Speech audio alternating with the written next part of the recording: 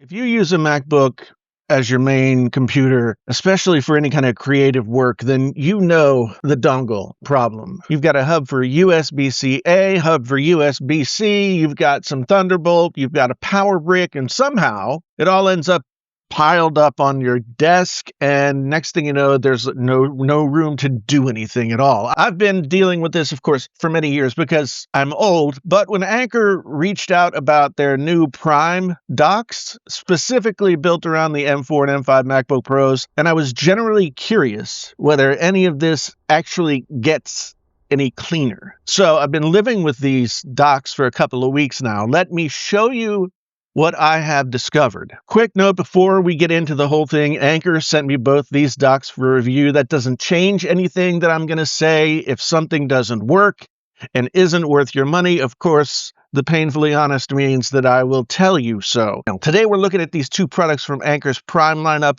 the Anker Prime Thunderbolt 5 docking station, that's the TB5, and the Anker Prime DL7400. They're actually built for different types of MacBook users and different types of MacBooks, which is worth understanding before you go out spending any money. Let me break down what each one does and who they're actually for. First, let's talk about the Prime TB5. It's for Pro and Max chip users. This is Anker's flagship dock. It's a 14-in-1 Thunderbolt 5 docking station, which has a built-in, that's right, built-in power supply. And if you've dealt with this before, you'll know what I'm talking about. And that last part matters more than the spec sheet makes it sound. Every dock I've used before has this external power brick. It's the thing that, falls down behind your desk and unplugs all the time, or, you're tripping over it, or it's on your desk and it's just in the way. It's just, these things are huge and hugely annoying. But the TB5 has GAN power supply that's built directly into the unit. So you get one cable from the dock to the MacBook, and that's it. There's not this also sitting on your desk or stuck behind your desk or underneath your feet or whatever. And even though Anker clearly positions this to be for the Pro and Max chip MacBook Pros, it still works with MacBook Pros of any other stripe that have Thunderbolt or USB-C, and even Windows computers that have USB-C. They just won't be able to get to that Thunderbolt 5 full speed ahead kind of thing. What is Thunderbolt 5? Here's what you need to know. If you care about the highest possible transfer speeds, M4 Pro, M4 Max, M5 Pro, M5 Max MacBook Pro models can fully tap into the Thunderbolt 5's 120 gigabit bandwidth. 120 gigabits bandwidth is pretty crazy. If you have a base chip MacBook Pro like the M5 MacBook Pro, it doesn't have Thunderbolt 5. So they can't take full advantage of that speed, but they can still use the dock just fine. If you're on a base chip MacBook Pro and want to get the most out of your setup, especially with multiple displays, the DL7400 I'm going to talk about in a little bit is the better fit for you. For Pro and Max users, Thunderbolt 5 hits that 120 gigabits per second. That's 3 times faster than Thunderbolt 4. I transferred a 150 gigabyte folder to an external SSD through the TB5 in about 25 seconds, which is pretty unheard of. That same drive over Thunderbolt 4, roughly 60 seconds. For video files, project backups, anything big like that, that's a significant improvement in speed. And if you've ever had to wait around and just sort of watch that bar go until you go on to the next thing, then you know how important that kind of speed can be. The TB5 supports up to one 8K display or 2 4K displays at 240 hertz. For most of you, that means plugging in your studio display or a couple of 4K monitors and not having to worry about plugging them into anything else again. Which, if you've ever done the studio display Thunderbolt cable and then the dock Thunderbolt cable, if you've ever done that do-si-do around your computer, just that alone is a huge improvement in quality of life. We've got 14 ports total. There's 3 Thunderbolt 5. There's an HDMI 2.1, DisplayPort 2.1, 2.5 gigabits Ethernet, SD and TF card readers, USB-C-A, USB-C that brings up to 45 watts of power delivery, and a headphone jack.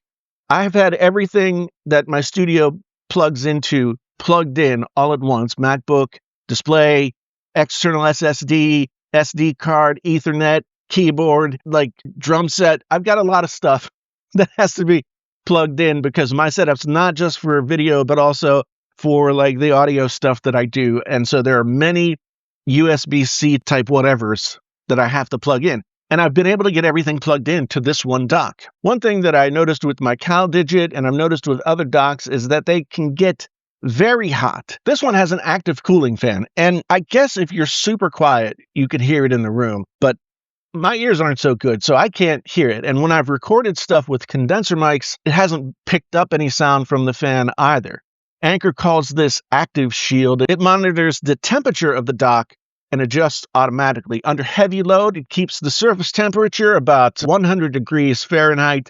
That's under 38°C for those of you who aren't American. So it can run at full load without throttling any kind of performance. Bottom line on the TB5, if you have a Pro or a Max chip MacBook Pro, M4 or M5, and you have high requirements for transfer speeds because you got big things that you need to transfer, this is the dock to get.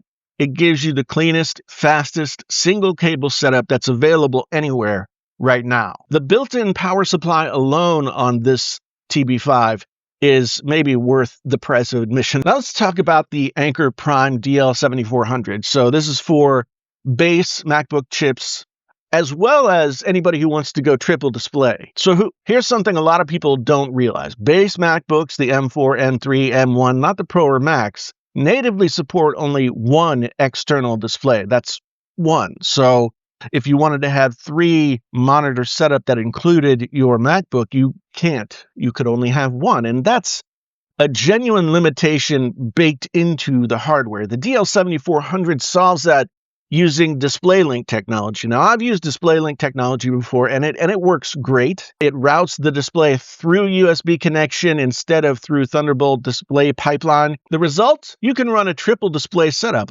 up to 8K plus 2 4K monitors on a MacBook that, hardware-wise, was only supposed to drive one external monitor. And that's not just a gimmick. For anyone who's working with multiple windows, reference screens, video editing layout, if you're doing audio and you want to have your mixer on one screen and you want to have your waveforms on the other screen, there's so many different ways that 2 or 3 monitors can be really helpful for anyone working with multiple windows or anything. That's a real upgrade to how you can work, and you don't have to go buy a new computer to get it. This dock has a small built-in LCD display on the front. It shows charging status, port activity, temperatures. It's even got a clock. I mean, that's crazy. It's more useful than it sounds, and you can actually see at a glance what's happening with your ports and power delivery without opening up a menu or anything like that. It also pulls into an app called Anker Dock Manager if you want even deeper control. Power delivery-wise, the DL7400 offers 160 watts of total power output.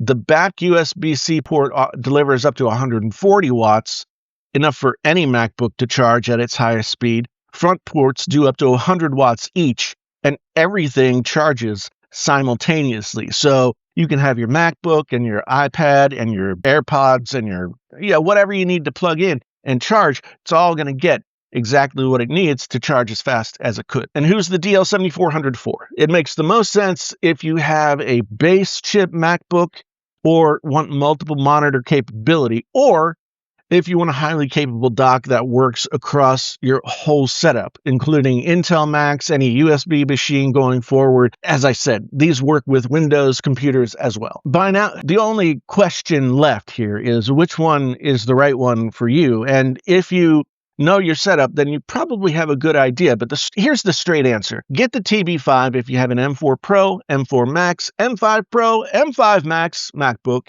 and you want raw speed, a clean desk setup, and the best current performance ceiling available on the market. Built-in power supply is a genuine differentiator from any other dock. Get the DL7400 if you have a base chip MacBook Pro or a MacBook Air or something like that and want triple display capability, or you want a future-proof dock that works with anything USB-C. The DisplayLink solution that they are offering here for multi-monitor on base chips is legitimately useful and not something every dock can do. In fact, I use DisplayLink to link my Elgato prompter to my computer, and I tell you, you have to be very selective with what kind of port you plug it into. So just the fact that this thing is set up to use that stuff right out of the box, it takes a whole big load off of my mind. Are there any things that I wish might be different? Well, my situation is a little bit different than other people's situations. I have a Thunderbolt audio interface. I have Thunderbolt external drives. I have the studio display, which needs a Thunderbolt. And then anything else that I might need to plug in via Thunderbolt, there's only 3. But my CalDigit only had 2. So I might want an extra Thunderbolt port for myself, but my situation is not a typical situation. Now, if you go click that link, you'll know these aren't cheap products, but what they're doing is specific and they do it really well. These are well thought through docks, whereas sometimes I feel like companies are working toward hitting a price point and not being the most effective with their products.